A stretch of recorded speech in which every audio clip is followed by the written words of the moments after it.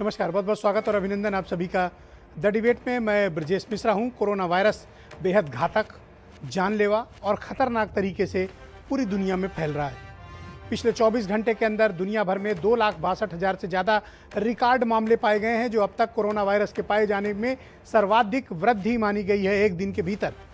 इस वायरस ने पूरे अमेरिका को लगभग स्थिर कर दिया है, अमेरिका को घुटनों में ला दिया है। न्यूयॉर्क की तबाही अब मियामी तक पहुंच चुकी है, फ्लोरिडा तक पहुंच चुकी है और ये हालात दिनों दिन बहुत ख़राब होते जा रहे हैं। ब्राज़ील में भी परिस्थितियां बहुत बिगड़ चुकी हैं।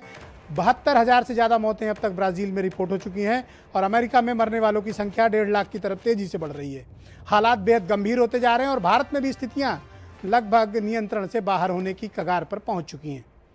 भारत में तकरीबन हम 9 लाख मामलों की तरफ तेजी से आगे बढ़ रहे हैं और मरने वालों की संख्या तकरीबन 23,500 के आसपास पहुंच चुकी है।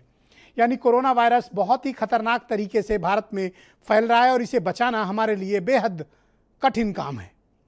उत्तर प्रदेश जैसे राज्य में भी 38,000 से ज़्यादा मामले अब तक सामने आ चुके हैं और मरने वालों की संख्या 1,000 की तरफ तेजी से बढ़ रही है। अब तक 3 बजे तक आई रिपोर्ट के हिसाब से 955 लोगों की मृत्यु हो चुकी है।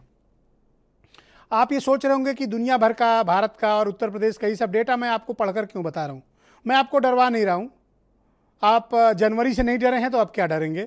आपको डरवाया नहीं जा सकता, आपको सिर्फ समझाया जा सकता है और परिस्थितियों की एक तस्वीर आपके समक्ष प्रस्तुत की जा सकती है, जो मैं आज कोशिश करूँगा आपको समझाने की और बताने की कि ये वायरस कितना घातक है, कितना खतरनाक है, कितना ताकतवर है और कितना जानलेवा है।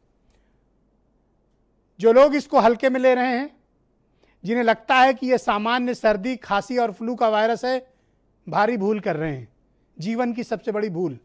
और आप सिर्फ अपने साथ ही नहीं, अपने परिवार के साथ, समाज के साथ गलत कर रहे हैं, क्योंकि यह ऐसा कोई वायरस दुनिया में नहीं हुआ जिसने बड़े पैमाने पर लाखों लोगों की जान ले ली हो। अब तक 5,75,000 लोग मारे जा चुके हैं। 1,30,00,000 से ज़्यादा लोग कोरोना वायरस से प्रभावित हैं। बहुत से लोग ये दावा करते हैं कि 60% लोग ठीक भी तो हो रहे हैं। अरे तो 40% के साथ जो हो रहा है वो कौन झेलेगा। ये निर्दोष गरीब लोग जो मारे जा रहे हैं, इनका क्या होगा। एक भी जान, भाइयों बहनों, हर एक जान कीमती है, चाहे वो एक आम आदमी की हो, चाहे वो वीवीआईपी की हो, चाहे वो महानायक की हो और चाहे वो मंत्री की हो, चाहे वो विधायक की हो और चाहे वो पार्षद की हो, या फिर आम मजदूर की, आम किसान की या आम पत्रकार की। हर एक जान हिंदुस्तान में कीमती है। हम तभी इस चर्चा कोरोना की करना क्यों शुरू करते हैं जब कनिका कपूर को कोरोना हो जाता है। हम तभी इसकी गंभीरता क्यों समझते हैं जब अमिताभ बच्चन को हो जाता है। हम इसकी गंभीरता तभी क्यों समझते हैं जब ऐश्वर्या राय बच्चन को हो जाता है। हम इसकी गंभीरता तभी क्यों समझते हैं जब राम गोविंद चौधरी को हो जाता है। हम इसकी गंभीरता तभी क्यों समझते हैं जब ये उपेंद्र तिवारी मिनिस्टर को हो जाता है। हम इसकी गंभीरता तभी क्यों समझते हैं जब सुनील सिंह साजन को हो जाता है। ये एक बेहद खतरनाक वायरस है। 3 दिन पहले का घटनाक्रम आपको बताता हूं, आप बहुत दुखी होंगे सुन के। लखनऊ के पड़ोस में एक जगह हरदोई है और वहां के एक डिप्टी एसपी को कोरोना हुआ। उन्होंने सैंपल, उनको सिम्टम्स आए, उन्होंने सैंपल भेजा। वो सैंपल पता नहीं लखनऊ आके कहाँ गायब हो गया। बेचारों को पता ही नहीं चला कि उन्हें कोरोना है। हालत बिगड़ी। उन्होंने दोबारा जब टेस्ट दिया और इस बार फॉलोअप किया तो पता चला उन्हें कोरोना है। जब तक हॉस्पिटल में भर्ती कराते, दूसरे दिन उनकी मृत्यु हो गई। ऐसी ऐसी लापरवाहियां हो रही हैं। एक छोटी सी चूक आपके लिए जानलेवा घात बन सकती है, आपका परिवार तबाह कर सकती है, आपका खानदान तबाह कर सकती है, आपका जीवन बदल सकती है, आपको जीवन भर के लिए तकलीफ दे सकती है। आप समझ लीजिए कि एक बेहद खतरनाक वायरस है जो हवा में 3 घंटे से ज़्यादा वक्त तक जिंदा रहता है। और ये मेरी नहीं, ऑक्सफोर्ड यूनिवर्सिटी की शोध है, जो कहते हैं कि एक बार हमें कोरोना होने के बाद ठीक हो गए और एंटीबॉडी डेवलप हो जाती है। उसका भी शोध आ गया है रूस की यूनिवर्सिटी का कि 3 महीने से ज़्यादा एंटीबॉडी बहुत दिनों तक काम नहीं करती, इम्यूनिटी काम नहीं आती। यानी अगर जिनको फरवरी में कोरोना हुआ होगा, उनको मई में फिर से वापस हो जाएगा। तो इसकी खतरनाक कितना है वायरस, इसको समझिए। ये कोई बच्चों का विषय नहीं है और कोरोना को भारत में मजाक का विषय वस्तु बना दिया गया। हम वीकेंड लॉकडाउन की बात करते हैं। क्यों भाई, क्या शनिवार और रविवार को कोरोना निकलता है और वीक डेज में नहीं निकलता? मंडे टू फ्राइडे क्या कोरोना छुट्टी पर रहता है? कोई कहता है कि मंडे को दाईं पटरी की दुकान खोल दो, ट्यूसडे को बाईं पटरी की दुकान खोल दो। क्यों ऐसा करते हो? कोरोना को लेकर एक कोई ठोस नीति बनाने की आवश्यकता है। ठोस नीति ऐसी जो कारगर हो, स्मार्ट लॉकडाउन हो, लंबे समय के लिए हो, इसेंशियल सर्विसेज खुली रहें, लोगों का आम जीवन कैसे चले, परेशानी भी ना आए, और हर व्यक्ति को एक बेहतर स्वास्थ्य देना और उसके जीवन को बचाना, ये सरकारों का प्राथमिक कर्तव्य होता है और आप इसकी शपथ लेकर आते हैं। भारत के संविधान में हम सबको हक हासिल है, उसके बावजूद कोरोना को लेकर कोई किसी स्टेट की या केंद्र की कोई एक पॉलिसी क्यों नहीं है? आपके मन में ये प्रश्न क्यों नहीं आता कि पॉलिसी क्यों नहीं बन रही है? ये रोज पॉलिसी क्यों चेंज होती हैं? या आपको लगता है कि हर राज्य हर शहर के हिसाब से प्राथमिकताएं अलग हैं? वेरी गुड, आप हर राज्य और हर शहर के हिसाब से अपनी प्रायोरिटी तय कर लीजिए, लेकिन आप सड़कों पे चले जाइए, आप ट्रांसपोर्ट मीडियम्स में देख लीजिए, आप पार्कों में देख लीजिए, आप शॉपिंग कॉम्प्लेक्स में देख लीजिए, आप मॉल्स में देख लीजिए, आप बाजारों में चले जाइए, क्या तमाशा मचा रखा है। आपको पता है जिस उत्तर प्रदेश में 100-200 मामले आते थे, वहां अब हम जांच कर रहे हैं तो 1600, 1700, 1800 मामले रोज नए आ रहे हैं। मरने वालों की संख्या 955 हो गई। कुछ लोग कहते हैं अरे साहब 23,000 ही तो मरे हैं। तो भाइयों बहनों, मैं उन्हें कहना चाहता हूं, आपके लिए 23,000 एक आंकड़ा होगा, लेकिन मेरे लिए वो 23,000 हिंदुस्तानी हैं, हमारे भाई हैं। कोई हमारा पिता है, कोई बेटा है, कोई पत्नी है, कोई माँ है, कोई भाई है, कोई रिश्तेदार है, कोई बहुत खास दोस्त है, जिनके घर में कोरोना से मौतें हुई हैं। अगर आप उनका जीवन पता करें तो उनकी ज़िंदगी बदल चुकी है। बहुत से लोग तबाह और बर्बाद हो चुके हैं, बहुतों ने आत्महत्याएं कर ली हैं।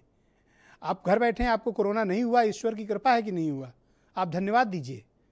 लेकिन जिनको हुआ है ना, उनकी ज़िंदगी बदल गई है। और मैं ये रोज़ शाम को आपको डरवाने नहीं आता हूँ, मैं सिर्फ ये बताने आता हूँ कि एक बेहद खतरनाक बीमारी है। मास्क पहनो, घर पर रहो, बहुत ज़रूरी हो तभी निकलो, क्योंकि ये वायरस किसी को नहीं छोड़ रहा। देखो अमिताभ बच्चन को हो गया, वो सबको कहते थे ध्यान रखो, लेकिन बेचारों को खुद हो गया। मुझे बड़ी हार्दिक संवेदना है बच्चन जी से, उनके परिवार के साथ बड़ी हार्दिक संवेदना है, क्योंकि कोई एक व्यक्ति कैरियर रहा होगा कोरोना वायरस का उनके यहाँ, जिसने सबको बांट दिया। तो कल्पना करिए अगर आपके परिवार को हो गया। वो तो अमिताभ बच्चन ने पूरा नानावती अस्पताल उनके लिए, आपके लिए कौन खड़ा है? आपके लिए तो ऐसे अस्पताल है कि वहाँ जाके आपको कुछ नहीं हुआ होगा तो हो जाएगा। तो भाइयों बहनों, अपनी सुरक्षा करो, अपने घर पे रहो, इत्मीनान से रहो। दुनिया भागी नहीं जा रही है वायरस की, कोई जब तक वैक्सीन डेवलप नहीं हो जाती है या कोई बेहतर व्यवस्था नहीं जाती, तब तक थोड़ा इत्मीनान रखो और घर पे रखो और थोड़ा डरो। ये खतरनाक वायरस इसने अमेरिका को घुटनों पे ला दिया है, तो हम आप क्या चीज़ हैं? हम आप तो अभी बहुत पीछे हैं। हमारे यहाँ, आपके यहाँ तो अभी तबाही का क्रम शुरू हुआ है। और मैं बड़े विश्वास के साथ कह रहा हूँ कि अगले हफ्ते जब हम इस पर डिबेट करेंगे, 10 लाख से ज़्यादा केसेस होने वाले हैं भारत में। जिस रफ्तार से आप बढ़ रहे हैं, आप देखिएगा एक हफ्ते के भीतर 10 लाख का आंकड़ा पार होगा, तब देखिएगा कि तबाही का स्तर क्या है। कई शहरों में तो बेड फुल हो गए हैं, लोगों को बेड नहीं मिल रही है। जो कोरोना वायरस पॉजिटिव हो रहे हैं, होम क्वारंटाइन करना पड़ रहा है, क्योंकि आपके पास स्थान नहीं है। तो मैं ज़्यादा वक्त नहीं लूँगा, आज मैं ज़्यादा बोल गया इसलिए ताकि आप समझें कि हमें गंभीर संकट में फंसे हुए हैं और इस गंभीर संकट से हमें मिलकर लड़ना है, ना कि हमें धींगा मुश्ती करनी है, ना कि हमें तमाशा करना है, ना कि कोरोना को हमको एक मनोरंजन की विषय वस्तु की तरह मानना है। तो मेरे साथ नवीन श्रीवास्तव हैं भारतीय जनता पार्टी से, जूही सिंह जी समाजवादी पार्टी से हैं, रोहित अग्रवाल राष्ट्रीय लोकदल से हैं, डॉक्टर रमन श्रीवास्तव जी हैं IMA की अध्यक्ष हैं, और डॉक्टर DK गुप्ता जी हैं फेलिक्स हॉस्पिटल नोएडा के डायरेक्टर हैं। बहुत स्वागत और बहुत बहुत धन्यवाद। बीरेन सिंह जी भी हमें ज्वाइन कर चुके हैं। मैं आप सबसे क्षमा चाहता हूं कि मैंने आवश्यकता से अधिक समय ओपनिंग में ले लिया, लेकिन मेरा मन दुखी था और मुझे लगा कि ये बातें लोगों तक बताई जानी चाहिए कि स्थितियां कितनी गंभीर हैं। नवीन जी, हालात बिगड़ते जा रहे हैं। देखिए, अब तो कई मिनिस्टर्स को हो गया है, कई MLAs को हो गया है, अमिताभ बच्चन जी और उनके पूरे परिवार को हो गया है। अगर हम अब सावधानी नहीं बरतेंगे तो कब बरतेंगे? देखिए ब्रजेश जी, मैं सबसे पहले तो आपको धन्यवाद देना चाहूँगा कि जिस समय अन्य चैनल दूसरे विषयों को लेकर, राजनीतिक विषयों को लेकर चर्चा पर थे, आप लगातार इस विषय पर चर्चा थे कि कोरोना कितनी गंभीर महामारी है और उससे किस प्रकार से हमें बचना है, किस प्रकार से सावधानी रखनी है। आपने सरकार को भी बहुत सारे बहुमूल्य सुझाव दिए जिन पर हमने अमल किया। आपने जनता को भी लगातार अवेयर करने की आपने कोशिश की, और मुझे लगता है कि इस कोरोना काल में जितनी कोरोना से संबंधित गंभीर विषयों पर आपने चर्चा की, शायद ही किसी ने की। आज भी जो आप बार बार कह रहे हैं कि मैंने बहुत समय अधिक लिया, आपने समय अधिक नहीं लिया।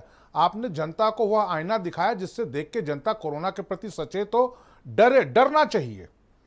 क्योंकि जब अमिताभ बच्चन को हो सकता है, किसी मंत्री को हो सकता है जो बहुत सारे प्रिकॉशंस रखते होंगे, तो हम आप कुछ नहीं है। लेकिन इसका एक ही उपाय है कि अधिक से अधिक टेस्ट हो, हम अधिक से अधिक सावधानी रखें, और जब तक भय नहीं होगा, जो भय हमारे आपके मन से हट गया, ये आप सही बात कह रहे हैं, बाजारों में, दफ्तरों में लोगों को जैसे लग रहा है कि कैजुअल एरिया, जैसे सर्दी जुकाम होता रहता है, दवा ले लिए, कुछ अपना बुखार हुआ कुछ ले लिए, कॉम्बिफ्लेम खा लिए, ठीक हो जाएंगे। तो इससे नहीं होने वाला है। हम सबको जो सरकारी दिशा निर्देश हैं उनका ठीक से पालन भी करना है, अपने में भी स्वयं जागरूक रखना है, अपने स्वास्थ्य को जागरूक रखना है, और समाज के विभिन्न वर्गों के लोग, जिसमें डॉक्टर्स, एक्सपर्ट, विपक्ष के लोग हों, मीडिया के लोग हों, ये लगातार एक गहरी आपत्ति है। आपत्ति इस बात की है कि मैंने इस बात को उठाया भी कि कोरोना को लेकर आपके पास कोई एक गंभीर ठोस पॉलिसी नहीं है। आप इसको लेकर आपकी सरकार इसे कैसे हैंडल करे, आपके पास कोई नीति नहीं है। कभी आप कहते हैं संपूर्ण लॉकडाउन, कभी आप कहते हैं पार्शियल लॉकडाउन, कभी आप कहते हैं कि रात का कर्फ्यू, कभी कहते हैं कि संडे को बाईं पटरी, मंडे को बाईं पटरी। मैं ये जानना आप कह रहे हैं कि वीकेंड लॉकडाउन, क्यों भाई वीकेंड लॉकडाउन क्यों होगा नवीन जी? क्या Monday to Friday corona virus travel नहीं करता? करता है। नहीं ब्रजेश जी, देखिए मैं पहली बात ये कहूँगा, आपने कहा कि आपकी सरकार, देखिए इसमें लॉकडाउन से संबंधित जो भी दिशा निर्देश हैं वो अकेले किसी एक सरकार ने नहीं किया है। बार बार प्रधानमंत्री जी ने, केंद्र के कैबिनेट सचिव ने, राज्यों के प्रमुख सचिवों, मुख्य सचिवों से या मुख्यमंत्रियों से बातचीत करके एक रणनीति बनी। और कई बार तो आपने देखा होगा कि केंद्र सरकार की एडवाइजरी जारी होने के पहले राज्यों ने अपने लॉकडाउन बढ़ाया। केंद्र सरकार ने आखिरी अपनी एडवाइजरी में राज्य सरकारों को यह आदेश भी मतलब सुझाव दिया है कि स्थानीय स्तर पर आपकी जो आवश्यकता है उसके हिसाब से आप करें। जैसे उत्तर प्रदेश में वीकडेज में सैटरडे संडे, तो कहीं ना कहीं अच्छा टेल मी वन थिंग जी, मैं कोई प्रेजुडिस होके नहीं पूछ रहा जी, why Saturday and Sunday, why not Monday to Friday? What's logic? आपके पास लॉजिक क्या है कि क्या मंडे टू फ्राइडे क्यों आप ओपन रखेंगे और सैटरडे संडे क्यों बंद रखेंगे? देखिए ब्रजेश जी, कहीं ना कहीं इसमें यह था कि जितनी सोशल डिस्टेंसिंग होगी, जितना गैप होगा, लोग एक दूसरे से कम मिलेंगे, उतना कम इसका प्रसार होगा। और सैटरडे संडे चूंकि सामान्य रूप से व्यापारिक गतिविधियां, व्यावसायिक गतिविधियां, ऑफिस बंद रहते हैं, बैंक्स बंद रहते हैं, तो उस दिन करने में सबके लिए सुविधा होगी। 2 दिन अगर हम स्वतः, चूंकि आप अगर मंडे टू फ्राइडे कर दें तो सामान्य रूप से जो दैनंदिन की जीवन है, जिस अपने जीवन यापन के लिए जो लोग फैक्ट्री में जा रहे हैं, कहीं दफ्तर में जा रहे हैं, या कोई भी काम कर रहे हैं, बाजारों में छोटे मोटे काम। अखिलेश यादव की सलाह मान लीजिए, उन्होंने 4 दिन के लिए बोला कि 4 डेज आप, ठीक है, अखिलेश 3 डेज आप नहीं, अखिलेश जी की सलाह मानने नहीं बात है। हमने 5 दिन किया, उन्होंने 4 दिन की सलाह दी। निश्चित रूप से अन्य राज्यों में भी लोगों ने कुछ सलाह दी होगी, लेकिन यह सबकी सामूहिक सहमति होनी चाहिए, ये कोई राजनीति का विषय नहीं है। ओके, जूही सिंह जी को मैं आमंत्रित करता हूं। जूही सिंह जी, क्या लॉकडाउन फेल हो गया? क्या अनलॉकडाउन फेल हो गया? और जब ये पार्शियली वीकेंड लॉकडाउन, एक नया सिस्टम इंट्रोड्यूस किया गया है, भाई कोरोना एक बेहद गंभीर विषय है, हम उसको लेकर इतना मनोरंजन की विषय वस्तु या प्रयोग की विषय वस्तु क्यों बना रहे हैं? हम सीखना क्यों नहीं चाहते हैं?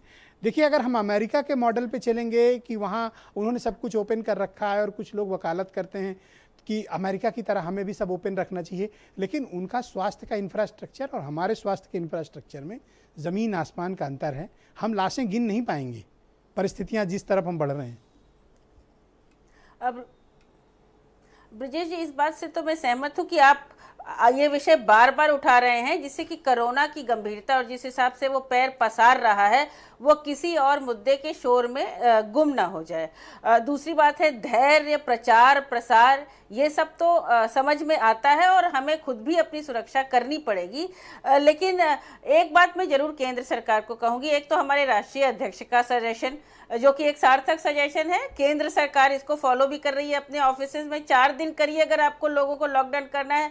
और दूसरी बात कि अनलॉकडाउन और लॉकडाउन को बहुत पेचीदा मत बनाइए। प्रक्रिया जितनी सरल होगी, जितना आप पहले से अनाउंस करेंगे, उतना लोग व्यवस्थित रहेंगे और पालन करेंगे। मैं इस बात से एक बात से सहमत नहीं हूं कि डर होना चाहिए। जब हम कोरोना से लोगों को डराते हैं तो लोग बाहर निकलकर टेस्ट भी नहीं कराना चाहते और बताना भी नहीं चाहते हैं।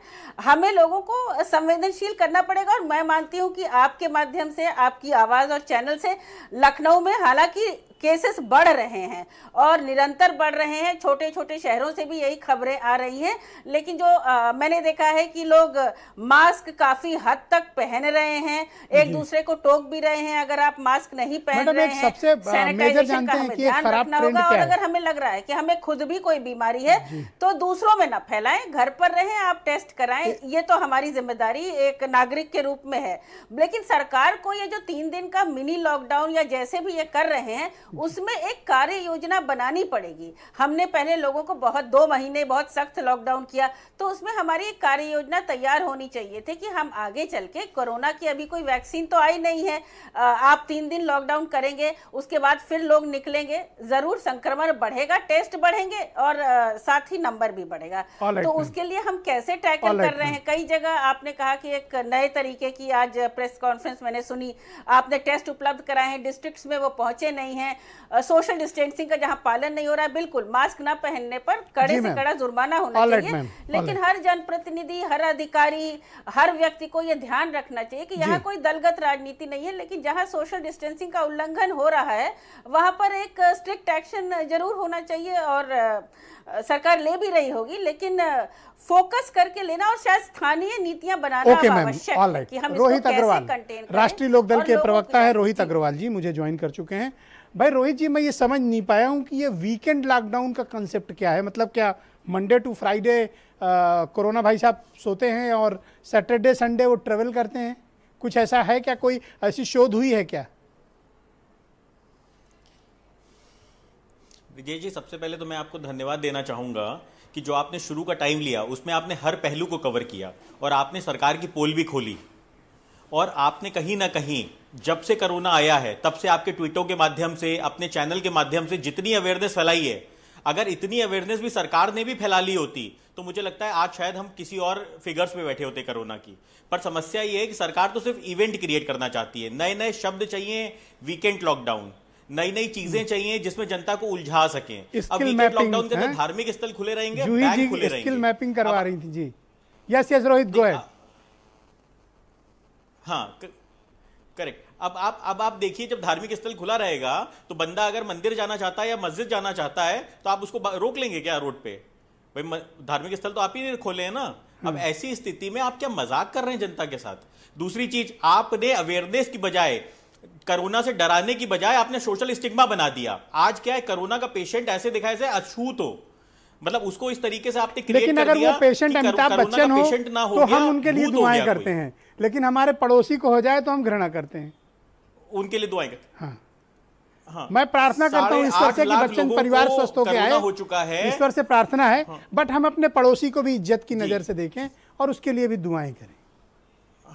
हमें लगता है कि हमें पूरे 8.5 लाख लोगों के लिए प्रार्थना करनी चाहिए। ठीक है, बच्चन परिवार हमारे लिए सदी के महानायक हैं, उनकी इंपॉर्टेंस हमारे लिए है, लेकिन उसके साथ साथ उस रिक्शे वाले की भी इंपॉर्टेंस है जिसको कोरोना हुआ है। हमारे पास इसी प्रदेश में, इसी शहर में कनिका कपूर को कोरोना हुआ था, उसको लेकर जितनी गालियां दी गई, जितना अपमानित किया गया उस महिला को, जितना बदनाम किया गया और जिस ट्रॉमा से वो लेडी गुजरी है, अगर तब के अखबार, तब के चैनल्स निकाल लें आप, और अब महानायक को हुआ तो यही मीडिया पल-पल की, यही सोशल मीडिया पल-पल की रिपोर्ट दे रहा है कि नाश्ता कर लिया, अभी केला खा लिया। नवीन जी मुझे बता रहे थे डिबेट के पहले कि संतरा की खबर भी कहीं चली है कि उन्होंने 2 फांक की संतरा भी खाई है, और उसी कनिका कपूर को यही गाली दी जा रही थी। ये सामाजिक भेदभाव है, ये हमारे दिमाग की सड़ांध है एक्चुअली। ये सामाजिक सड़ांध है जो हम सबके दिमागों में भरी हुई है। ये सरकार एक समाज के तौर पर ये हमारी एक जाहिलियत वाली सोच है, बना दिया गया है, जाहिलियत वाली सोच है। जी करेक्ट। और इसके साथ साथ मैं आपको बताऊंगा ब्रिजेश जी, जो कोरोना के पेशेंट ठीक होके आ रहे हैं वो समाज में इतना डर फैला रहे हैं कि भैया कोरोना हो जाए तो घर पे ही रहना, क्योंकि अगर अस्पताल में जाओगे तो वो तो सबसे बड़ा ट्रॉमा है, वो जेल जैसी व्यवस्थाएं हैं अस्पताल में। तो सरकार की स्थिति ये है कि वो हर एंगल पे फेल है। मैं डॉक्टर रमा श्रीवास्तव जी को आमंत्रित करता हूं, डॉक्टर डीके गुप्ता भी मेरे साथ जुड़ चुके हैं। ब्रजेश जी, रोहित जी की बात पर मैं थोड़ा सा बीच में इंटरप्ट करना चाहूंगा।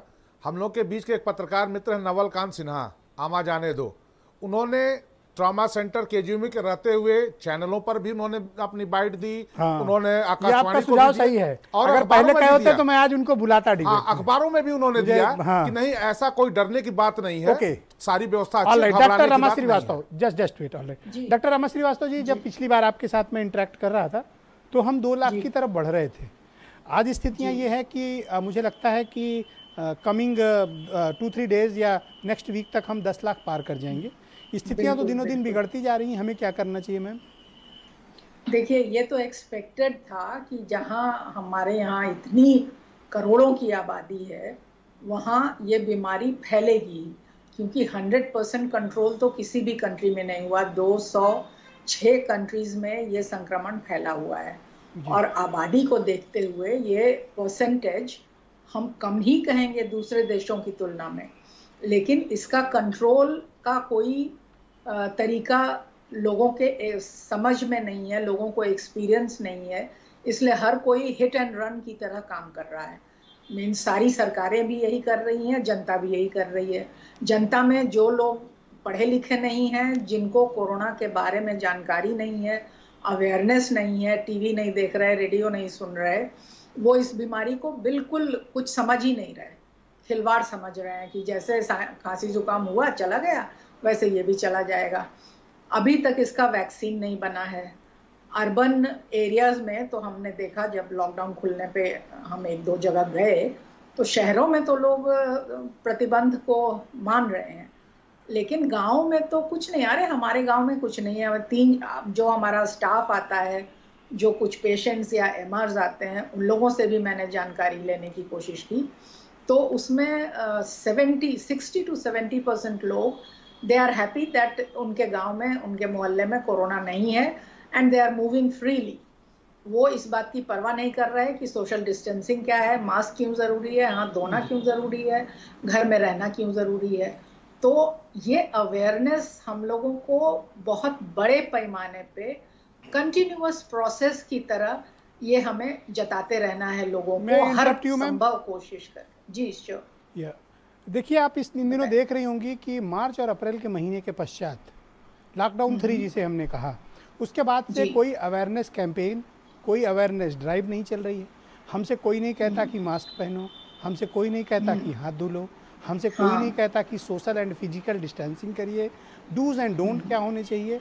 हम ऐसे व्यवहार कर रहे हैं एक समाज, एक सरकार के रूप में कि कोरोना है या नहीं है, हम उस पर बात ही नहीं करना चाहते हैं। क्या नहीं करना चाहिए, इस पर बात नहीं करना चाहते। नहीं, 100% इस पर बात करनी चाहिए।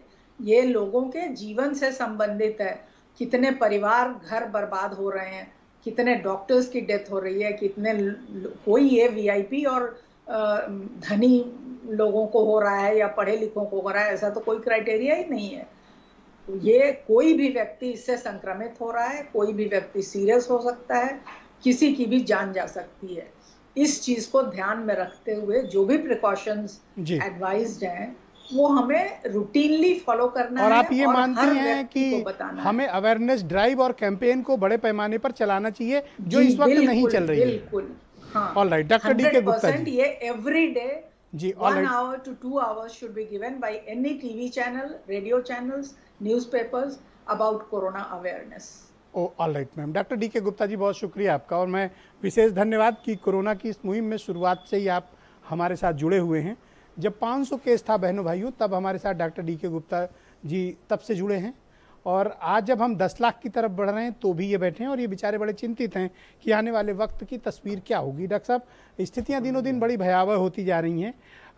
सरकारें कहती हैं कि 8 लाख हो गया, 9 लाख हो गया, 10 लाख हो गया, एक आंकड़ा प्रस्तुत कर देती हैं, लेकिन मैं इन आंकड़ों में हर एक में हिंदुस्तानी देखता हूं और मैं बड़ा ही इसको लेकर परेशान हूं।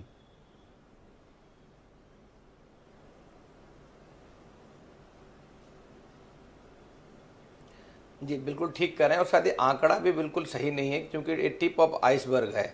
बहुत सारे लोग मेरे से मिलते हैं, उनको सिम्टम्स हैं, खांसी जुकाम बुखार है, उनको टेस्ट के लिए एडवाइस करते हैं, वो टेस्ट कराना नहीं चाहते। तो इतना सोशल स्टिग्मा हो गया इस बीमारी को लेके, उनको लगता है कि अगर हमें टेस्ट कराया पॉजिटिव आया तो मुझे आइसोलेशन वार्ड में भर्ती होना पड़ेगा और 14 दिन रहना पड़ेगा वहाँ पे, हो सकता है कैसा माहौल हो, क्या हो। तो अभी तक जो अवेयरनेस है कहीं ना कहीं, जैसे हम कई बार आपके चैनल के माध्यम से कह चुके हैं, आप भी और हम दोनों लोग कहते हैं कई बार कि अवेयरनेस चाहिए, क्रिएट करनी चाहिए कि हमारे आइसोलेशन वार्ड अच्छे हैं, वहाँ पे सुविधाएं अच्छी हैं, वहाँ पे लोग अच्छे हैं, वहाँ पे डॉक्टर अच्छे हैं, वहाँ पे कोई कॉम्प्लिकेशन होने के चांसेस नहीं है। जान रहेगी तो सब कुछ हो जाएगा। तो आदमी को थोड़ा डर जो है वो और ख़त्म हो गया इस समय, जब से लॉकडाउन कम हुआ है या लॉकडाउन बंद किया, लॉकडाउन खोल दिया गया है, तो डर जो है खत्म हो गया। तो इस डर को थोड़ा, मैं कह रहा हूँ बिल्कुल डर नहीं, पर थोड़ा डर रहना चाहिए, सो दैट हम लोग डिसिप्लिन को फॉलो कर सकें और इससे बचे रहें। क्योंकि कुछ लोगों में ये देखा गया कि कोरोना, चाहे उनकी उम्र कम है या उनको कोई कॉम्प्लिकेशन नहीं है, कोई कोमॉर्बिड कंडीशन नहीं है, उनकी भी डेथ हो जाती है। तो कोरोना किसी को देखता नहीं कि वो गरीब है, अमीर है, नेता है या जनरल पब्लिक है या कोई अभिनेता है, तो किसी को भी हो रहा है। तो इस समय इसका मतलब है कि हमें अगले 2-3 महीने बहुत सावधानी बरतनी चाहिए। और इस समय हम लोग मेजोरिटी ऑफ देश में पूरे मतलब मुख्यतः ज्यादातर देश में हम लोग पीक के आसपास हैं। तो अगले 2 महीने हम सब लोगों के लिए बड़े खतरनाक आपने है। देखा होगा जो लेटेस्ट ट्रेंड आया है, 2 महीने के बाद शायद न्यूयॉर्क में स्थितियां नियंत्रित हो गई, लेकिन आपने देखा होगा कि फ्लोरिडा में हालात कितने खराब हो गए। फ्लोरिडा में मियामी में ही अकेले 16,000 से ज्यादा केसेस सामने आए। इसका मतलब यह कि सेकेंड वेव भी आ सकती है, वो भी अमेरिका जैसी जगहों पे। तो हम कहां सामने खड़े हैं? हमें अपनी भी तो परिस्थितियों को देखना पड़ेगा। अभी बिल्कुल, तो अभी बिल्कुल अभी तो हमें फर्स्ट वेव से निपटने की जरूरत है, सबसे इंपॉर्टेंट वही है। और फर्स्ट वेव अभी लंबी चलेगी, क्योंकि मैं बता रहा हूं अभी हम लोग टायर 1 सिटीज में झेल रहे हैं, जो बड़े शहरों में झेल रहे हैं। धीरे धीरे टायर 2 सिटीज में पहुंचेगा और फिर गांव में पहुंचेगा। गांव में पहुंच गया है और वहां केसेस बढ़ेंगे, क्योंकि एक बार पहुंच गया तो इन्फेक्शन रेट बढ़ेगा। इतने आसानी से कंट्रोल करना पॉसिबल ही नहीं, दुनिया के किसी देश को पॉसिबल नहीं है। तो इसलिए हमें फर्स्ट वेव को ही बड़े अच्छे से कंट्रोल करना चाहिए अगले 2-3 महीने। उसके बाद सोचना चाहिए कि अगला क्या होगा, क्योंकि अगर हम फर्स्ट वेव में सही से कंट्रोल नहीं किया तो इससे जान माल की बहुत हानि होने वाली है। तो हम बार बार, आप भी कहते हो, मैं भी कहता हूं, पर शायद पब्लिक इतना अभी कान पे उन्होंने पत्थर रख लिया है, सुनना नहीं समझते, तो गुस्सा करते चाहते ही नहीं है, पता है, वो फॉलो नहीं कर रहे। हमारे आपके ऊपर आरोप क्या लगता है? सर्विसेज के लिए लोग, हमारे आपके ऊपर आरोप ये लगता है कि हम आप डर फैला रहे हैं, लोगों में भय पैदा कर रहे हैं। ये आरोप है हमारे आपके ऊपर, पता है कि नहीं आपको?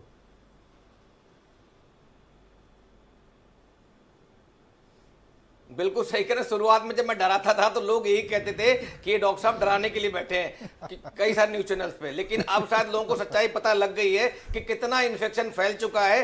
हर घर में, हर मोहल्ले में इस समय कोरोना है, हर जगह है केसेस। बिकॉज जांच नहीं हो पा रही है, लोग आगे बढ़कर जांच नहीं करा रहे हैं, इसलिए पता नहीं लग रहा है। तो इसलिए मैं कह रहा हूं ये समय बहुत क्रिटिकल समय है, बहुत क्रूशियल टाइम है। हम सबको बहुत ध्यान से अगले 2 महीने पार करने हैं। 2 महीने ध्यान रखना है कि हम हैंड हाइजीन फॉलो करें, सोशल डिस्टेंसिंग फॉलो करें, फिजिकल डिस्टेंसिंग फॉलो करें, बाहर बिल्कुल ना जाएं, जरूरत हो तभी जाएं। और अगर किसी को सिम्टम्स हैं कृपया करके जरूर जांच कराएं, बिल्कुल जांच कराएं। और सोसाइटी वाले लोग जो हैं, जो सप्रांत लोग हैं, वो सपोर्ट करें। जिसकी कोरोना रिपोर्ट पॉजिटिव आती है उसको इग्नोर ना करें, उसको हम लोग छिड़क के मतलब अलग तरह से ना देखें कि भेदभाव ना करें, छुआछूत ना करें। उसकी वजह से दूसरे लोग हैं वो और डर जाते हैं। मैं बताऊंगा, मैं बहुत सारे मीडिया के लोगों के कांटेक्ट में रहता हूं, बहुत सारे मीडिया के लोग टेस्ट नहीं करा रहे इसी डर से। वो बहुत, हर आदमी अमिताभ बच्चन नहीं होता। बिल्कुल सही बात है। हर पेशेंट का दुर्भाग्य कनिका कपूर जैसा नहीं होता कि उसके हिस्से में गाली आए। ओके, वीरेंद्र जी भी आ गए हमारे साथ, डिबेट में जुड़ चुके हैं। भाई वीरेंद्र जी, आज सुबह आप मीटिंग में जब चर्चा कर रहे थे कि हमें कोरोना के विषय पर अपनी मुहिम को और तेज करना चाहिए, तो आपको ऐसा क्या महसूस हुआ कि आपने ये बात मीटिंग में, एडिटोरियल मीटिंग में कही? आपने ये चिंता क्यों प्रकट की? आपने क्या महसूस किया? क्योंकि कोरोना को लेकर देश के राजनीतिक दलों में उदासीनता है। कोरोना को लेकर ब्रजेश जी, आज मेरे एक मित्र ने एक 4 लाइन भेजा है कि कोरोना भारत में अब विकराल रूप ले चुका है और आप घर से बाहर तभी निकलें जब विधायक खरीदना हो। तो जिस देश में राजनीति की कोई गतिविधि नहीं रुक रही है, सारे कार्यक्रम, आयोजन, मीटिंग, खरीद फरोख्त सब चल रही है, वहाँ अभी तो हम लोग सैनिटाइजर और मास्क के लिए निकलते हैं। विधायक का काम तो जिनको खरीदना है वो ले लें। तो नहीं, आपने देखा कि किस तरह से राजनीतिक दल इससे अनभिज्ञ हैं या एक तरह से लाभ बेपरवाह है। वो अपना काम कर रहे हैं, वो सरकारें बनाने बिगाड़ने खेल में लगे हैं, उनको कोरोना कोई चिंता है? दूसरी बात यह है कि भारत में कोरोना 9.25 लाख पहुंच गए हैं मरीज, लेकिन 5.5 लाख ठीक भी हो चुके हैं। अब उत्तर प्रदेश में आप कह रहे थे बार बार कि भाई 2 दिन क्यों बंदी हो रही है शनिवार रविवार को। एक तो देखिए अर्थव्यवस्था कारण है कि इस पर विपरीत प्रभाव पड़ेगा। शनिवार रविवार को भी अगर बंदी है, लॉकडाउन है, तो इससे अर्थव्यवस्था पर विपरीत प्रभाव जा रहा है। यही 2 दिन होते हैं जब लोग कुछ बाहर जाकर देखिए, खरीद जो सकते हैं। मार्केटिंग और शॉपिंग का चलन उत्तर प्रदेश में ना सैटरडे संडे होता है। हाँ। आप सैटरडे संडे ही बंद कर दियो। हाँ। अब पता नहीं रोहित अग्रवाल क्यों नहीं बोल रहे हैं कि व्यापारियों की इससे तरफ से व्यापार का तो बहुत व्यापारी तो बेचारे केवल सैटरडे संडे के बिजनेस के आधार पे बाकी 5 दिन बर्दाश्त करते हैं। इससे व्यापार का बहुत भारी नुकसान होगा ब्रजेश जी, हो रहा है, लेकिन सरकार ने रिस्क लिया है। दूसरी बात ये कि सैटरडे और संडे क्यों, स्टेट गवर्नमेंट ने सभी जिला अधिकारियों को छूट दी है कि वो अपने यहाँ जितने दिन का चाहे जब चाहे लॉकडाउन करें। फतेहपुर में अभी 3 दिन का लॉकडाउन हुआ था, कहीं पर 4 दिन का लॉकडाउन हुआ, लखनऊ में 2 दिन का लॉकडाउन हुआ। हर शनिवार रविवार लॉकडाउन के बहाने सरकार ने ये कहा कि हम सैनिटाइजेशन कराएंगे, साफ सफाई कराएंगे। अरे तो कीड़ा मारने की दवाई डालना और वायरस मारने की दवा 2 अलग अलग चीज है। यहाँ फॉगिंग करने मच्छर मारने वाले फॉग से वायरस नहीं मरता। मैं कितनी बार जनवरी से ये बात कहूँ, मुझे तो लगता है मुझे डॉक्टरी ज्वाइन कर लेनी चाहिए अब जाके। मैं सोच रहा हूँ फेलिक्स में चला जाऊँ, गुप्ता जी के पास ही कुछ काम कर सीख लूँ। देखिए ब्रजेश जी, सबको एकदम अस्पतालों के सरकारी तंत्र के भरोसे नहीं छोड़ सकते ना। कुछ सैनिटाइजेशन, कुछ साफ सफाई, कुछ मास्क, क्योंकि हमारे यहाँ सरकारी अस्पताल में इलाज कराने जाने का मतलब है कि जान से हाथ धोना, और प्राइवेट में अगर आप इलाज कराने जाते हो तो फिर जायदाद से हाथ धोना पड़ेगा।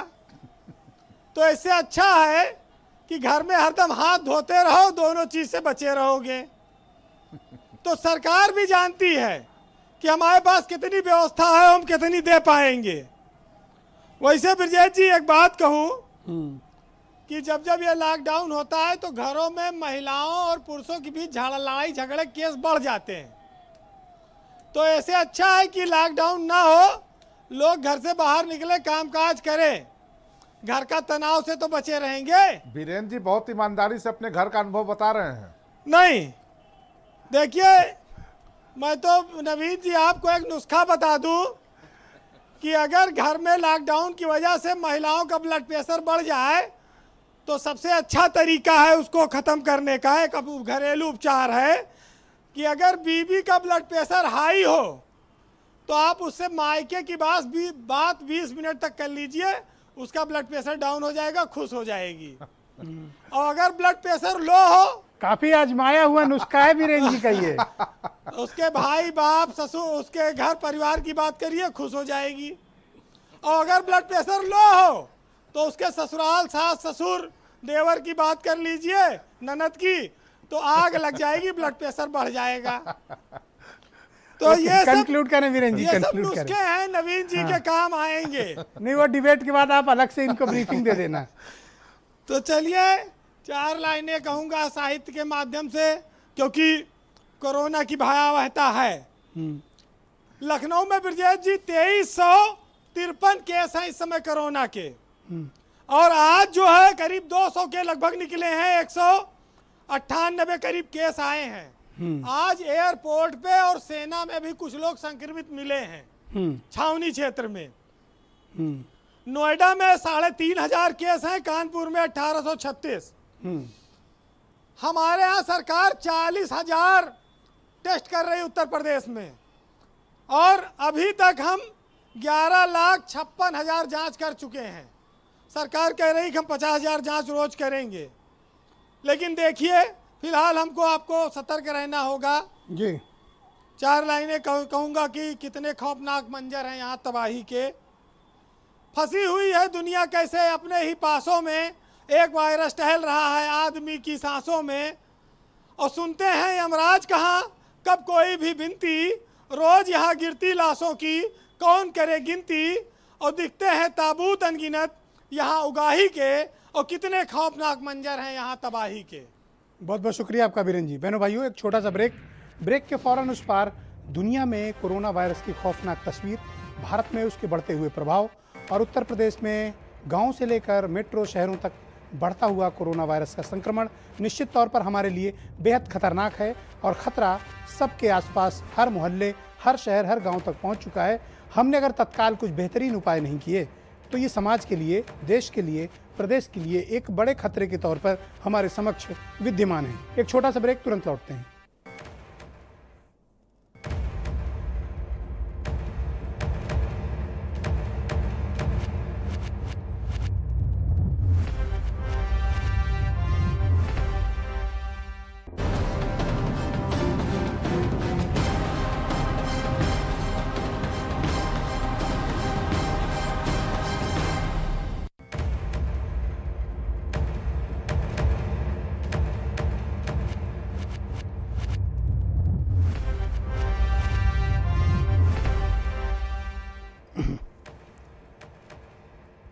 दुनिया भर में कोरोना वायरस के संक्रमितों की संख्या 1,30,000 के आसपास पहुंच चुकी है और मरने वालों की संख्या 5,72,000 पार कर चुकी है। दुनिया में अमेरिका, साउथ अमेरिका, भारत में बहुत विकराल तबाही सामने प्रतीत हो रही है, क्योंकि जितनी रफ्तार से इन जगहों पर कोरोना वायरस के मामले बढ़ रहे हैं वो निश्चित तौर पर बहुत चिंताजनक है। ये समझ में नहीं आ रहा ये पैटर्न कि ये अमेरिका, साउथ अमेरिका और भारत जैसे देशों में इतनी बाद में ये मामले क्यों सामने आ रहे हैं। विशेष तौर पर एक बात चौंकाने वाली अमेरिका में सामने आई है कि वहाँ न्यूयॉर्क वगैरह में पहले आए और उसके बाद अब फ्लोरिडा में यानी दूसरी वेव बड़ी खतरनाक आई हुई है और वहाँ प्रतिदिन मरने वालों की संख्या 1000 के आसपास फिर पहुँच चुकी है। न्यूयॉर्क भले ही बच गया हो, लेकिन मियामी जैसे शहर अब भयंकर चपेट में हैं कोरोना वायरस के। और ब्राज़ील में स्थितियां बहुत खतरनाक होती जा रही हैं। वहां के राष्ट्रपति खुद कोरोना वायरस से पॉजिटिव पाए गए हैं। 2 स्वास्थ्य मंत्री इस्तीफा देकर भाग चुके हैं, तीसरा काम करने के लिए नहीं आ रहा है। स्वास्थ्य व्यवस्था लगभग वहां चरमरा गई है और अब भारत के में स्थितियां हमारे हाथ से लगातार दिनों दिन बिगड़ती जा रही हैं और यहाँ अब तक 8-9 लाख के आसपास कोरोना वायरस पीड़ितों की संख्या पहुँच चुकी है। अगले हफ्ते निश्चित तौर पर ये 10 लाख पार होगी, यानी स्थितियां बिगड़ रही हैं। 60% के आसपास रिकवरी भी है, लेकिन उन 40% के बारे में सोचिए तो बड़ा डर लगता है। तो हमें क्या करना चाहिए? सरकारों को इस विषय में क्या करना चाहिए था जो उन्होंने नहीं किया? विशेष तौर पर जागरूकता अभियान और बड़ी तादाद में इसके कोरोना वायरस से बचने की तैयारियों के दृष्टिकोण से हमें इस तरह का वातावरण क्रिएट करना चाहिए कि लोगों को स्वयं आगे आकर जांच करानी चाहिए। एक तनाव, एक डर, एक भय का वातावरण न क्रिएट करके, बल्कि एक सहयोगात्मक रुख सरकारों को अख्तियार करना चाहिए। इसमें चूक क्यों हो रही है और लोग टेस्ट क्यों नहीं करा रहे हैं, टेस्ट होने के बाद भी सूचना नहीं दे रहे हैं, ये एक बड़ी चिंता का विषय है जो डॉक्टर DK गुप्ता ने अभी उठाया। मैं उम्मीद करता हूं कि उत्तर प्रदेश की सरकार इस पर ध्यान देगी और नवीन जी इस विषय को सरकार तक पहुंचाएंगे। तो ऐसा क्यों हो रहा है नवीन जी? आपका कारण आपको क्या लगता है और आपका अपना अनुभव क्या कहता है? ब्रजेश जी, निश्चित रूप से देखिए, डॉक्टर रमा श्रीवास्तव जी ने और डॉक्टर गुप्ता जी ने बहुत अच्छे विषय रखे कि हमें इस पर अवेयरनेस फैलानी चाहिए और अधिक होनी चाहिए। मैं अपना एक व्यक्तिगत अनुभव साझा करना चाहूँगा। चूँकि है क्या, जो व्यक्ति कोरोना पॉजिटिव हो रहा है या लगता है कि मैं पॉजिटिव हो सकता हूँ, उसके सामने क्या समस्याएं थी, मैं अपना एक उदाहरण है। मेरे एक पत्रकार मित्र एक दिन शाम को मुझसे मिले और वो राम गोविंद चौधरी का कुछ दिन पहले इंटरव्यू करके आए थे। तो उन्होंने बताया कि भैया हमारा पूरा चैनल टेस्ट कराया, कल रिपोर्ट आएगी। अगले दिन मैं किसी एक बड़े अधिकारी से मिलने गया था और जैसे मैं उस अधिकारी के चैम्बर में पहुंचा, मेरे व्हाट्सएप पे आया कि फलां चैनल के 6 लोग कोरोना पॉजिटिव पाए गए। मैं किस विषय पर बात करने गया था यह मेरे दिमाग से निकल गया। मैं अपने घर में क्या जवाब दूंगा, अपने मित्रों को क्या जवाब दूंगा, या जिन लोगों से मैं मिलने गया इस दरमियान उनको मैं क्या जवाब दूंगा। मतलब वो मेंटल ट्रॉमा है। हाँ, ये एक मेंटल ट्रॉमा जो है, इससे हमें निकलना पड़ेगा। देखिए, हम सावधान रहें, हम सतर्क रहें, सरकार अवेयरनेस अभियान चलाए, सब लोग चलाएं, इसका सबको स्वागत करना चाहिए और अधिक करना है वह भी हम करेंगे। लेकिन यह जो एक मेंटल ट्रॉमा है, इससे हमको सबको निकलने के लिए सबको समन्वित प्रयास करना पड़ेगा कि व्यक्ति अपने को वो शब्द नहीं कहना चाहिए, लेकिन मैं शब्द कह रहा हूं, अगर किसी की भावना हो तो क्षमा के साथ, कि व्यक्ति एक तरह से अपने को अछूत समझ रहा है, उससे हमको उबरना पड़ेगा। और इसके लिए मैं आपसे अनुरोध करूंगा कि ऐसे लोग जो ट्रॉमा। नवीन भाई ये बताओ, मैंने क्या गलत बात कही कि इसी शहर में, इसी देश में कनिका कपूर को गालियां दी गई? निश्चित रूप से। और इसी देश और इसी शहर में बच्चन साहब के लिए दुआएं हो रही हैं, अच्छी बात है।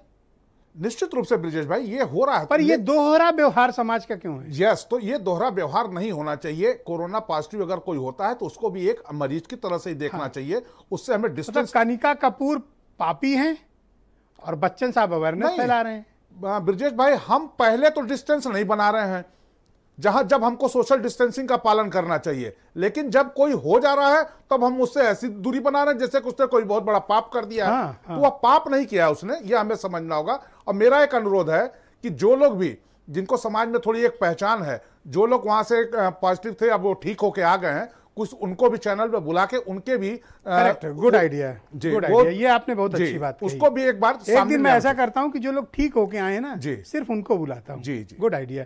ऑलराइट, मैं जूही सिंह जी को डिबेट के लिए आमंत्रित करता हूं। जूही सिंह जी, ये समाज का दोहरा व्यवहार क्यों है? कनिका कपूर पापी, बच्चन साहब के लिए दुआएं होनी भी चाहिए। बच्चन साहब का योगदान इस देश में बहुत बड़ा है, और बच्चन साहब पर जब भी कभी कोई दुख तकलीफ आई है, पूरा देश 133 करोड़ देश उनके पीछे खड़ा हो जाता है। अब वो देश के पीछे कितना खड़े होते हैं वो अलग विषय है। आपकी पार्टी से सांसद भी हैं, हमारी पूरी सिंपैथी है जया जी के लिए, और ईश्वर से प्रार्थना है कि वो जल्दी ठीक होकर फिर से पहले पर्दे पर आएँ, नवीन जी का मनोरंजन करें, रोहित जी का मनोरंजन करें, थोड़ा बहुत हमारा भी कर दें। लेकिन समाज को क्या संदेश आप देना चाहती हैं? ब्रिजेश जी, ये तो बात सही है कि किसी को कोरोना हो जाए तो बहुत बड़ा गुनाह नहीं कर सकता, और एक सोशल स्टिग्मा तो हम लोग बना ही देते हैं। हम कनिका कपूर जी की बार बार बात कर रहे हैं, तो शायद उस पर एक बहुत बड़ा, लखनऊ में शायद वो कोरोना की पहली आहट थी, और साथ ही बहुत सारे वीआईपी सोशल डिस्टेंसिंग और लॉकडाउन के बावजूद जब अनाउंस कर सके थे उस पार्टी में शामिल थे।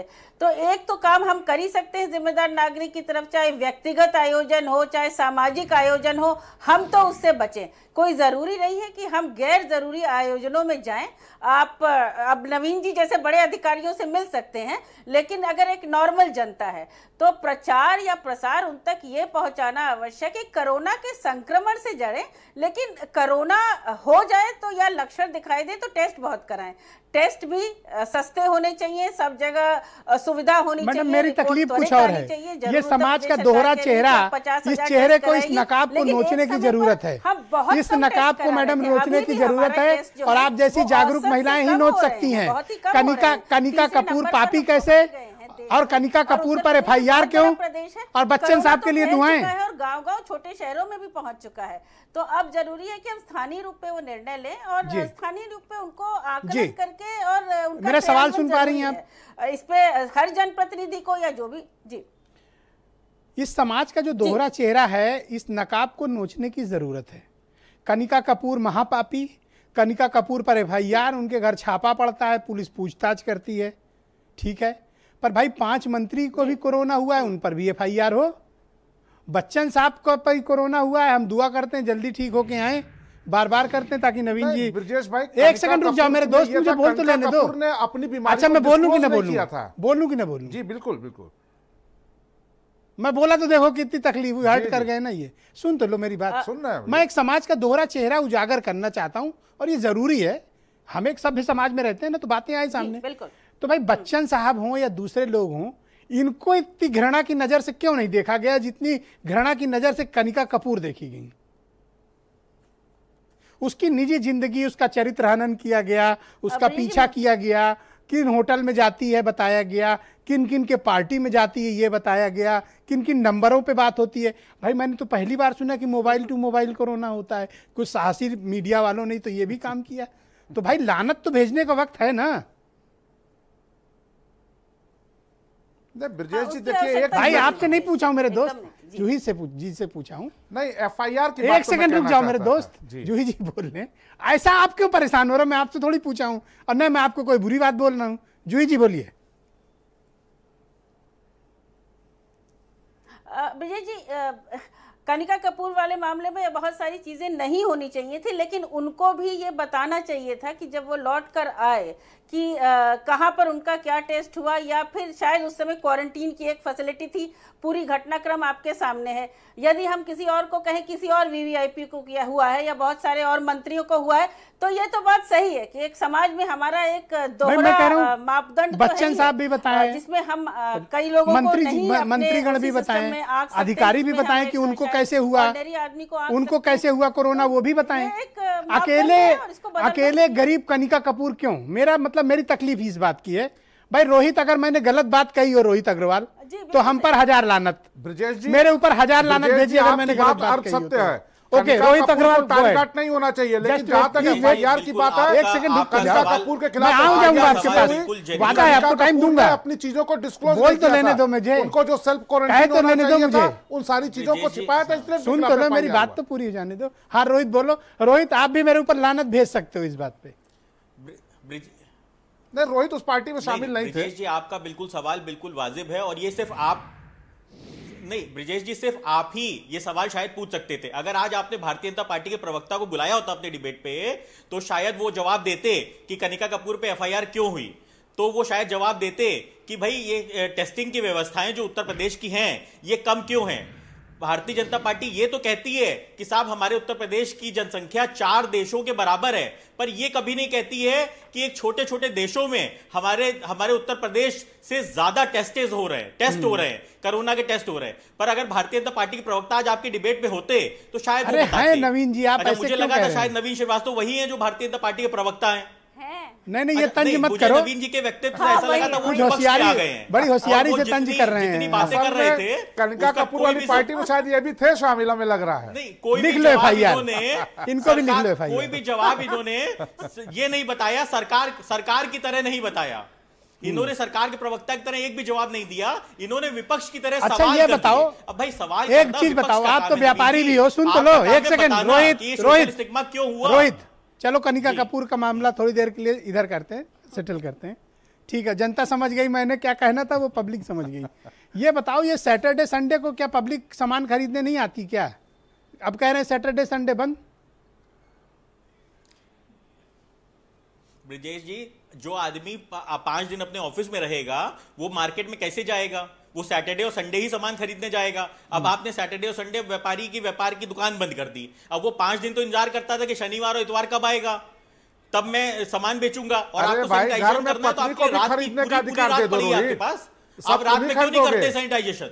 घर में पत्नी को, बच्चों को भी अधिकार दे दो कुछ बाजार हाट करने। यहाँ पे समस्या यही है, भारतीय जनता पार्टी पत्नियों से ऊपर ही नहीं उठ पा रहे हैं। नहीं तो आप कह रहे हो कि हम ऑफिस में रहेंगे नहीं खरीद पाएंगे, वो पत्नियों घर के और सदस्य तो है ना। लेकिन देश के अंदर बहुत घर के सदस्यों को अधिकार नहीं दिए हैं, जैसे आपके दल में अधिकार नहीं है कि कोई राष्ट्रीय अध्यक्ष चौधरी परिवार के बाहर का नहीं होगा, तो उसी प्रकार से हम भी कोरोना की बात कर रहे हैं ना। महिलाओं को, आधी आबादी को अधिकार दो भाई, आधी आबादी को अधिकार दो, वो भी क्या कुछ खरीदे वो। भाई प्लीज ये हिपोक्रेसी मत करो भाई, ओनली कोरोना, हिपोक्रेसी मत करो, महिलाओं को भी अधिकार दो। ओके रोहित, नवीन जी, क्या रोहित सब्जी खरीदने का अधिकार चाहिए? हद हो अरे गई है सब्जी नवीन नहीं, जी। बाजार कोई आवश्यक चीज है, इस तरह की आवश्यक चीज है, जरूरत की चीज है तो घर की महिला नहीं खरीद अरे आप सकती भी है। खरीद लाइए जी, तो घर की महिला खरीद सकती है, लेकिन ये कह रहे हैं कि हम ही खरीदेंगे, हम ही 5 दिन काम करेंगे, हम ही बाजार भी जाएंगे। सरकार को घर की महिलाओं को इतना अधिकार दीजिए, जो महिलाओं की ऐसी सोच नहीं होनी चाहिए। हिपोक्रेसी को महिलाओं को सम्मान, महिलाओं को सम्मान, घर की महिलाओं को सम्मान नहीं है, घर की महिलाओं का अधिकार नहीं है। हद हो गई, एक सेकंड, हद हो गई आप लोग की। आप घर की महिलाओं को सम्मान नहीं देना चाहती हैं। ओके, रमा श्रीवास्तव घर की महिला का सब्जी खरीद लेके सम्मान नवीन भैया, रोहित अग्रवाल क्या हो गया? चाहते हैं नवीन भाई शांत कूल रोहित अग्रवाल तो अधिकार नहीं देना चाहते हैं। एक काम करना, बाद में निपट लेना, अभी रुक जाओ, डिबेट का टाइम क्यों वेस्ट करें? एक सेकंड रुक जाइए, एक सेकंड मैडम प्लीज, एक सेकंड मैडम, एक सेकंड प्लीज। के साथ समस्या ये है, एक सेकंड गलत बात कर रही है ना कि 5 दिन आदमी ऑफिस में रहेगा तो कौन खरीदारी करेगा? जहाँ जरूरत होगी घर के सदस्य, एक काम करो, जब मर्जी हो तब बंद करो। एक काम करो, एक काम करो, जब मर्जी हो तब बंद कर दो। डॉक्टर रमा श्रीवास्तव, यही दोहरा चरित्र महिलाओं के प्रति, यही आप लोग की भावना है। डॉक्टर साहब, मुझे आप एक बात बताइए, ये अमेरिका में सेकेंड वेव कैसे आ गई, और अमेरिका जैसे पावरफुल कंट्री, डेवलप्ड कंट्री, इतनी गंभीर चूक कैसे हो गई वहां पे, और उस चूक से हमें क्या सीखना चाहिए? चूक से मतलब है कि जो आम जनता है उसमें एसिम्प्टोमेटिक कैरियर्स घूम रहे हैं और वो बीचेस पे जा रहे हैं, पार्टीज कर रहे हैं, खुलेआम घूम रहे हैं। तो ये तो अपने आप को प्रोटेक्ट करना नहीं हुआ और उन लोगों ने पालन नहीं किया, इसलिए ये सेकेंड वेव आया है। अगर वो लोग सख्ती से प्रत्येक व्यक्ति पालन करता जो भी प्रिवेंशन के रूल्स हैं फॉर कोविड-19, तो इसकी संभावना कम से कमतर होती, लेकिन ऐसा हुआ नहीं। और वहाँ अमेरिका की आप वेबसाइट्स पे देख लीजिए या न्यूज़ चैनल्स पे देख लीजिए, मैं तो डर के मारे खोलता नहीं कि पता नहीं क्या हो गया हो। दिन में एक ही बार खोल कर पढ़ता हूँ डिबेट में आने से पहले, क्योंकि डर लगता है कि पता नहीं क्या हो गया हो। हाँ, ये तो सुबह आँख खुलते ही ऐसा लगता है। हाँ, सुबह जब सो के उठिए तो जो मैसेज ट्विटर, फेसबुक और व्हाट्सएप और वेबसाइट्स पे आए होते हैं, तो सुबह की शुरुआत ही खराब हो जा रही पिछले 4-5 महीने से। नेगेटिव वाइब से शुरुआत होती है। अच्छा, आप मुझे बताइए कि सैटरडे संडे को कोरोना क्या ज़्यादा एक्टिव रहता है? कुछ ऐसा कोई शोध है? नहीं, इसका कारण ये है कि सैटरडे संडे को छुट्टी होने पे पब्लिक मूवमेंट ज़्यादा से ज़्यादा होती है। उसको कंट्रोल करने के लिए पार्शियल कंट्रोल इससे संभव है कि अगर सैटरडे संडे बंद रहेगा तो लोग घर में रहेंगे। इस कारण से यह कदम उठाया गया होगा। बाकी 5 डेज तो वर्किंग डेज हैं, उसमें ऑफिस वाले लोग हैं या बिजनेस वाले मतलब लोग ये हैं, वो किसी अपना काम एक्सपर्ट कर की रहे हैं। एडवाइस होगी या किसी आईएएस अधिकारी की इतनी बेहतरीन एडवाइस हो सकती है? हम सबको अप्रिशिएट करना चाहिए, नहीं, ये क्योंकि बेचारा डॉक्टर तो यहाँ बाहर बैठा है बेंच पे, इलाज कौन कर रहा है? हाँ। मंत्री, प्रधानमंत्री, मुख्यमंत्री, मुख्य सचिव, हाँ, ये एडिशनल हमारे सीएस, देश का प्रमुख दुर्भाग्य सचिव, है कि कलेक्टर, ऐसा हो रहा एसपी है। साहब, सीएमओ तो बेचारा बाहर बैठा है, गरीब, कोरोना झेल रहा है। बिल्कुल। इलाज कौन बिल्कुल, कर रहे हैं? और दरोगा सारे- जी FIR लिख के। जी भाई साहब, जितना मनोरंजन, जितना मजाक कोरोना का यहाँ बना है, दुनिया किसी देश में नहीं बना। मैं तो हर जगह की पढ़ता रहता हूँ, तो देख देख के सर पीट लीजिए आप, जिस तरह तमाशा यहाँ बनाया गया। अच्छा, आप मुझे बताइए रमा जी, इस बात में कोई लॉजिक है कि संडे को बाईं पटरी खोलेंगे और मंडे को दाईं पटरी खोलेंगे? क्यों, कोरोना क्या वक्री चलता है क्या कि एक दिन ऐसे ऐसे चलेगा? हाँ? बोलिए, मतलब क्या क्या बुद्धि को क्या कहा जाए? नहीं, ये पार्शियल कंट्रोल इसको कह सकते हैं कि आधा खोला आधा बंद किया। इसके पीछे यही मंशा भाई है। डॉक्टर DK और गुप्ता दूसरी जी, कोई मंशा okay doctor DK Gupta ji, देखिए मैं इसको कोई मनोरंजन का विषय वस्तु नहीं बनाना चाहता हूँ। मैं कहता हूँ it's a very very serious, very dangerous. हम एक बहुत खतरनाक हालात में फंस चुके हैं और हमें निकलना है।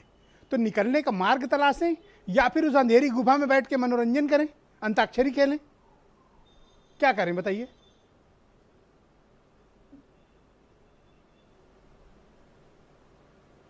बिल्कुल ठीक कह रहे हैं आप। इस समय सबसे ज़्यादा हमें सावधानी बरतने की ज़रूरत है, बिकॉज अगर सावधानी हटी दुर्घटना घटी।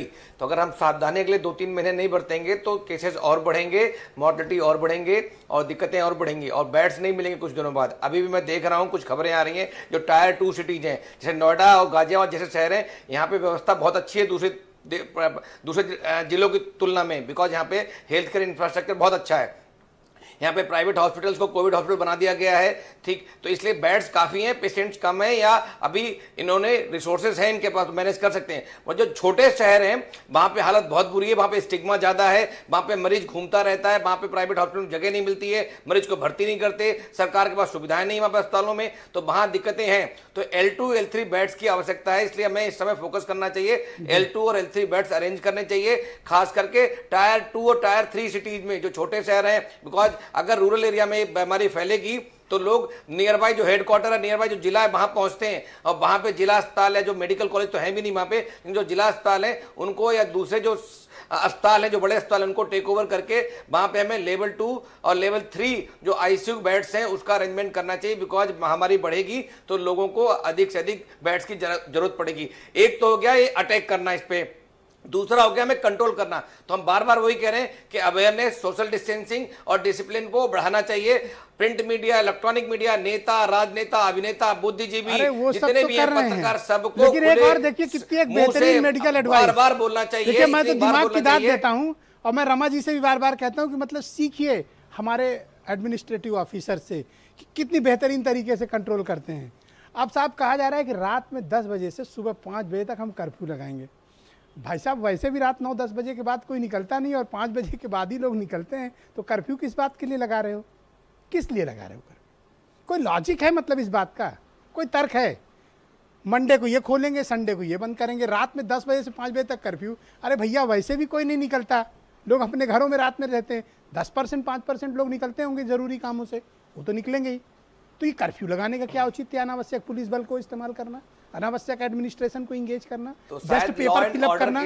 तो मैं ये क्या कह रहा हूँ डॉक्टर साहब, ये सब बताने के पीछे तक है नाटक कम करो, तमाशे कम करो, उलझाओ मत प्रक्रिया को। कोरोना कोई मजाक का विषय वस्तु नहीं है, ये कोई सामान्य वायरस नहीं है, एक बहुत खतरनाक जानलेवा वायरस है। इसको उतनी गंभीरता के साथ हैंडल करिए और ये किसी IAS ऑफिसर या किसी मिनिस्टर्स की एडवाइस से नहीं इस तरह के फैसले लिए जाने चाहिए। इसके लिए हमें एक्सपर्ट्स लेने होंगे। एक्सपर्ट्स कौन? आप हैं। एक्सपर्ट्स कौन? डॉक्टर रमा हैं। एक्सपर्ट्स कौन? जो चिकित्सा विज्ञान के क्षेत्र के लोग हैं, जिन्होंने जीवन खपाया है इसमें। जिन्होंने वायरस को लेकर शोध किए हैं, इसका किन व्यक्तियों से कहां कहां ट्रांसमिट हो रहा है, हमें पूरे प्रॉपर अध्ययन करने के बाद अपनी पॉलिसी तय करनी चाहिए, ना कि कोई कलेक्टर जिसके पास क्या अनुभव है। आप मुझे बताओ कि एक आईएएस अधिकारी के पास क्या अनुभव है इस तरह के संक्रमण से निपटने की, महामारी से। बताइए, दुनिया के किसी देश में ऐसा मिलेगा आपको कि दरोगा जी चौराहे पे कोरोना रोकेंगे? ब्रजेश जी, एक सेकंड रुक तो जाओ, मैं आपसे नहीं पूछा। मैं लगातार इस बात को देखता हूं कि आप कहते हैं कि आईएएस क्या आप इस बात की पुख्ता जानकारी है कि किसी एक्सपर्ट से कभी राय नहीं ली गई? मैं दावे से कह रहा हूं कि कोई एक्सपर्ट आपको एडवाइस नहीं गलत है। ये लगातार आईसीएमआर और जो बड़े फील्ड एक्सपर्ट हैं उनसे बात करके ये निर्णय होता है। सुन तो लो, ऐसा नहीं है। मैं मेरी बात सुन लो, मुझे लाओ दिखा दो किसने लिख के दिया है, मैं उनसे पूछ लूंगा। ये कोई लिखने का नहीं होती है ब्रजेश जी, राजेंद्र कुमार तिवारी, सारे मैं नाम बता रहा हूँ, सारे मेडिकल कॉलेज के प्रिंसिपल से मैं पीछे बातचीत हो रही है। ऐसा नहीं है। एक सेकंड सुन लो जी, ऐसा नहीं है ब्रजेश जी, इस बात को मैं प्रतिवाद करता हूँ। एक सेकंड सुन लो मैडम, लेकिन ऐसा नहीं है कि किसी से बात नहीं हुई है और बैठ के कोई आइए सबसे निर्णय कर लिया। जो भी एक्सपर्ट है उनके साथ बैठ कर तब ये नहीं, बिल्कुल नहीं। इस समय कतई सामान नहीं, चाहे आईसीएमआर हो, चाहे एम्स के डॉक्टर हो, चाहे उत्तर प्रदेश के मेडिकल कॉलेज के प्रिंसिपल हो, सबसे बात करने के बाद ये निर्णय होता है। ये राजेंद्र कुमार तिवारी सुन और आपका ये कहना कि संडे को इधर और मंडे को इधर, ऐसा नहीं है। सोशल डिस्टेंसिंग को कंट्रोल करने के लिए इस प्रकार मेरे पर गुस्सा करने से वायरस कंट्रोल हो तो दिन में 4 बार गुस्सा हो लो। लेकिन सुन लो, ये राजेंद्र कुमार तिवारी हैं, मुख्य सचिव हैं उत्तर प्रदेश के, उन्होंने जियो जारी किया है भाई, ब्रजेश मिश्रा ने नहीं किया है। मैं कह रहा हूं अगर कोई नवीन जी की आवाज लाई जाए भाई, तब ये निर्णय होते हैं। ओके, ऐसा नहीं है। ठीक है। और मैं चाहूंगा कि उनके नाम सार्वजनिक किए जाएं ताकि हम डॉक्टर रमा जी से और डीके गुप्ता जी से पूछे भी तो भाई इनके प्रोफेशन के कौन से काबिल लोग हैं जो कह रहे रात में कर्फ्यू लगा दो। दिल्ली में जो बड़े कभी कोई डॉक्टर कर्फ्यू नहीं बोलेगा भैया, सबसे बात होती है कर्फ्यू लगा। सरकार एडवाइस लेकर धन्यवाद, धन्यवाद, बहुत बहुत शुक्रिया, बहुत बहुत धन्यवाद। भाइयों बहनों, अपना ध्यान रखिए, मास्क जरूर पहनिए, बहुत जरूरी हो तो घर से निकलिए, अन्यथा घर पे रहिए, सोशल और फिजिकल डिस्टेंसिंग का पालन करिए, साबुन से हाथ लगातार धोते रहिए, और अगर साबुन नहीं मिलता है तो आप सैनिटाइजर का इस्तेमाल करें, लेकिन कोशिश करें कि सैनिटाइजर कम इस्तेमाल करें क्योंकि वो थोड़ा घातक है त्वचा के लिए। आप साबुन से हाथ धुलें तो ये ज़्यादा ज़रूरी होगा, और बहुत आवश्यक होने पर ही घरों से निकलें, आप तभी सुरक्षित रह पाएंगे और समाज को भी सुरक्षित रखेंगे। धन्यवाद, बहुत बहुत शुक्रिया, धन्यवाद।